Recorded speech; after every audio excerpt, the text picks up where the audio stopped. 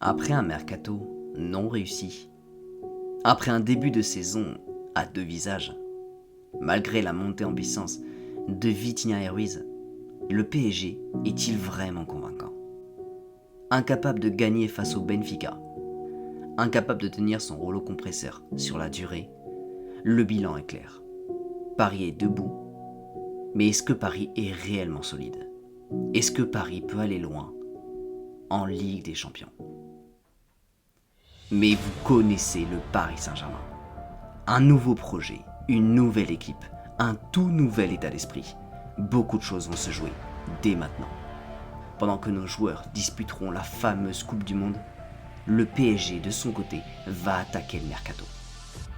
Que ce soit pour le mercato hivernal ou pour le prochain mercato d'été, voici 5 joueurs qui peuvent débarquer au PSG dans les prochains mois. Les amis, c'est parti.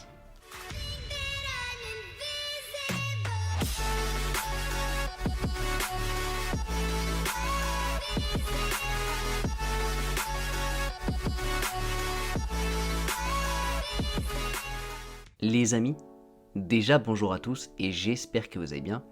Un immense merci d'avoir cliqué sur cette vidéo. Je compte sur vous, bien sûr, pour exploser la barre des pouces bleus. Votre soutien permet de faire évoluer la chaîne, alors un grand merci à tous ceux qui le feront. Avant d'attaquer la liste, je vous explique brièvement la situation. Il y a deux facteurs qui peuvent influencer le mercato. Encore une fois, que ce soit celui de cet hiver ou le prochain de cet été. Le premier, c'est justement cette fameuse Coupe du Monde qui va débarquer très prochainement. Comment les joueurs rentreront-ils? Dans quel état? Les joueurs seront-ils fatigués? Est-ce que certains cadres vont se blesser? C'est ultra important et ça nous amène directement au deuxième point. L'affrontement face au Bayern. Le PSG ne doit pas se rater pour passer la qualification face au club allemand.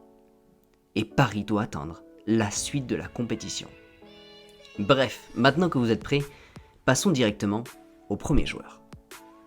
On va parler de Endrick. 16 ans, 15 millions d'euros, il vient du club Palmeiras. On parle tout simplement de la nouvelle star brésilienne. C'est le nouveau crack, actuellement dans la ligne de mire des plus grands clubs européens. Et forcément, quand on parle de son prix, de son âge et de son potentiel d'évolution, vous le savez, aucun club ne veut laisser passer sa chance, et encore moins le Paris Saint-Germain.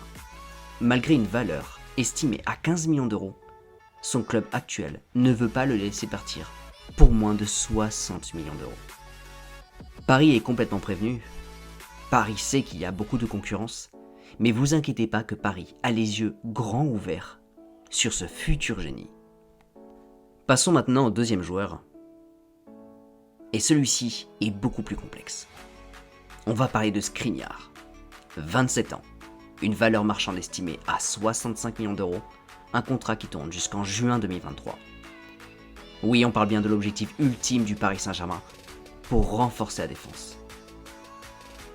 Eh bien, figurez-vous que Paris est en train de perdre la main actuellement. La fan de Skriniar n'aurait pas forcément envie de quitter l'Italie. Une prolongation de 3 ans attendrait Skriniar avec un salaire à hauteur de 6,5 millions d'euros.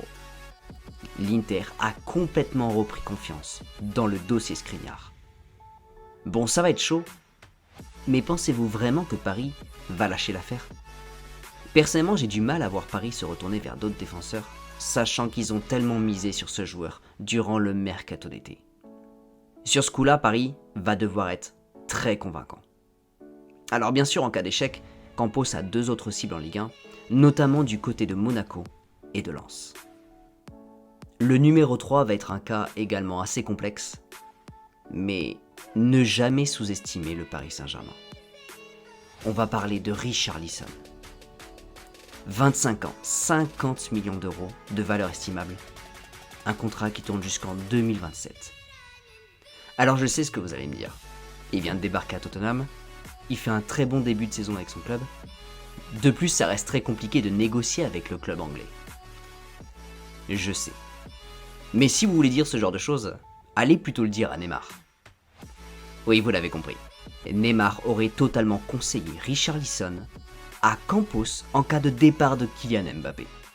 Pour dire les choses autrement, Neymar voudrait jouer avec son coéquipier de la sélection brésilienne au PSG d'ici très peu de temps.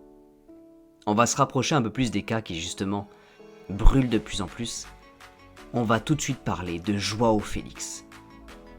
22 ans, 50 millions d'euros de valeur estimable, un contrat qui tourne jusqu'en juin 2026. Vous savez tous que Campos n'a pas réussi à recruter un avant-centre cet été et n'a pas réussi à satisfaire le souhait de Kylian. Joao Félix se rapproche fortement du Paris Saint-Germain. Je vous explique. Actuellement, Joao Félix et Simeone, son coach actuel, ça ne va pas. Et le joueur portugais veut quitter l'Atlético Madrid. Diego Simeone aurait tendance à vouloir recoller les morceaux. Bon, si vous voulez mon avis, ça apparaît plus comme de la communication. Acheter 125 millions d'euros, le coach va tout faire pour le vendre, au prix fort. Et justement après la Coupe du Monde. On parlerait d'un bon de sortie à hauteur de 126 millions d'euros. Pour le moment, 2 prétendants font concurrence au Paris Saint-Germain. Manchester United voudrait remplacer Ronaldo par Joao Félix, et le Barça serait également fortement intéressé. Bon, premièrement, pensez-vous sincèrement que Manchester United pourrait aligner une telle somme? Et en ce qui concerne le Barça, l'Atlético ne voudra pas fortifier son concurrent direct. Jorge Mendes, l'actuel agent de Joao Félix, serait en train de manœuvrer pour une arrivée très prochaine de Joao Félix au Paris Saint-Germain. Et le dernier m'intéresse fortement, c'est Victor Osimhen. 23 ans. Valeur estimée à 65 millions d'euros, un contrat qui tourne jusqu'en juin 2025. Déjà recruté en 2019 par Campos au LOSC, Osimhen explose à Naples. Et il y en a un qui revient fortement à la charge, c'est Campos. Campos est extrêmement intéressé. Campos connaît le potentiel de ce joueur, et de son côté il est complètement persuadé qu'il sera encore beaucoup plus fort au Paris Saint-Germain. Alors on parle beaucoup de valeur dans le mercato, mais pas beaucoup de négociations. Le PSG de son côté, va falloir qu'ils choisissent. Ils pourront pas recruter tous ces joueurs-là. Et surtout, pour ne serait-ce qu'un seul joueur, il va falloir extrêmement bien négocier, à l'image justement de Skriniar durant l'été dernier. Mais bref, dans tous les cas, comment récupérer l'argent? Et surtout, comment les recruter? Vis-à-vis des départs, Paris serait prêt à faire partir l'une des 3 stars pour financer les 2 prochains mercatos. Mais surtout, il semblerait que Paris ne veuille plus se reposer sur cette M&M. Alors si j'en crois justement les tendances actuelles, l'idée serait d'avoir moins de talent individuel pour beaucoup plus de talent collectif. Aujourd'hui, la M&M explose complètement, mais Paris veut renforcer le collectif. Alors s'il s'avère vrai, est-ce que Paris aurait raison dans tout ça? Quand on voit l'âge de Neymar et Messi, malgré leur talent complètement incroyable et leur saison complètement immense, si Paris a un gros projet sur le long terme, est-ce que Paris doit garder cette M&M? Messi et Neymar seront complètement incroyables sur le court terme, mais vont-ils tenir sur le long terme? Les amis, c'est votre moment, à vous de jouer. Donnez-moi votre avis dans la barre des commentaires. Les amis, dans tous les cas, je vous remercie énormément d'avoir regardé cette vidéo jusqu'au bout. Merci beaucoup du soutien que vous apportez chaque jour. Et vous le savez, on se retrouve très vite dans une toute nouvelle vidéo. N'oubliez pas, bien sûr, prenez soin de vous. Et surtout, n'oubliez pas que ici, c'est Paris.